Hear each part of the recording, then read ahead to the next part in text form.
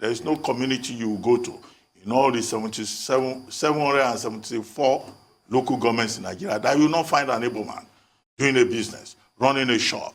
And it's not just running it alone. He has apprentices who are working under him, who will serve that apprenticeship, for 6 years, for 7 years, and at the end of the day, they stand on their own.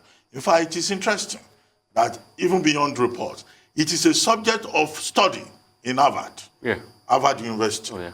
The Igbo apprenticeship system. It's the largest business incubator in the world. In the world. There is one Professor Ndubisi Okeke who says, look, Harvard is looking at it, and there is a major report that is likely to come out at some point in the Harvard Business Review, about this framework. And it's a framework that can be emulated by other communities, by other entrepreneurs around the world. So it has served not just the Igbo community well, but also the Nigerian community and the West African communities.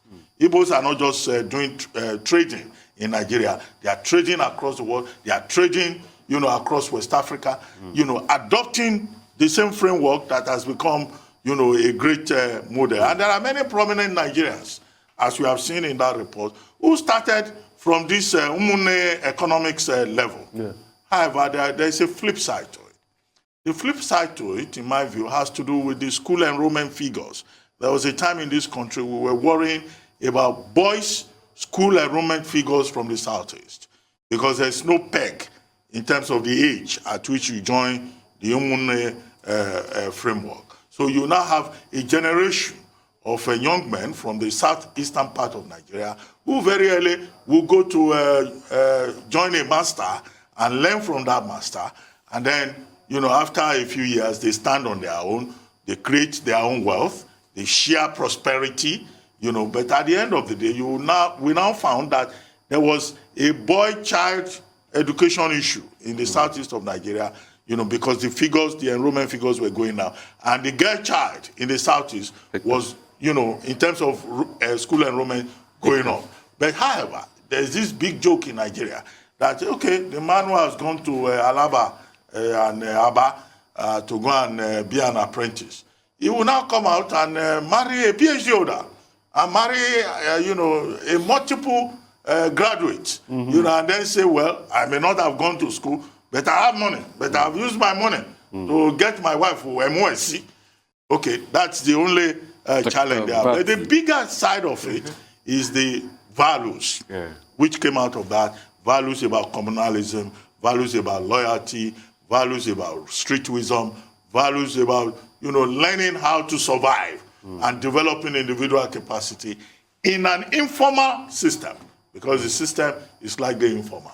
I hope that there will be lessons that can be learned from this, from the major formal entrepreneurs.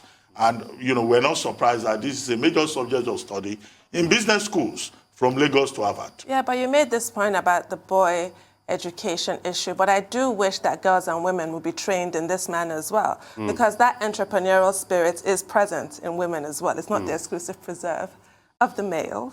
Very, very valid point. And I keep talking about the Nnewi Youth League a lot. The Nnewi Youth League was set up by Ojuku's father and some other people out of Nnewi to be able to further a system like this that had been around even much earlier. So what they did was to create a scheme where young boys were given capital to be able to set up business after mentoring them and helping them go through the ladder. And like you said, Nigeria is replete with people that went through the system. The Chikasin, the Gabros, the Innocents of this world, all of them started as traders, and then they scaled up the ranks. And some of them have become multinationals and big businesses today. Secondly, another very instructive thing about this system is the fact that it gives shared empowerment. We keep talking about 33% unemployment rate in this country. We keep talking about a high level of poverty, but it gives shared empowerment across board. It is a system that when you go through it, you have a freedom ceremony, and the person gives you a seed capital. So it's pretty much like any other business. You go through a mentorship system, they give you a seed capital to set up, and also they give you credit capital, because obviously for every trading business, you need buyer's credit out there, and they set you up and they monitor you. So another part that Abby didn't focus on is that the mentorship. Your master is always your master for life. He still mentors you for the next 5, 10 years, and he still helps you go through the process. So it's really very important. And in fact, he stands as a guarantor for you when you want to expand and everything. So you still come back to him. And the good thing about it is the pass-on mechanism, the fact that you have to pass it on to other people too and help them grow. And that's why you can see we can build a great chain of wealth, and it's rife in the eastern part of the country. I mean, unemployment rate in places like Anambra, you see, is low. Why? Because of entrepreneurship systems like this. Nnewi, for instance, I was talking about the other day, has a very, very big real estate sector because there are a lot of people and billionaires per capita on the increase going back to the system, and they've been able to develop every part of the economy.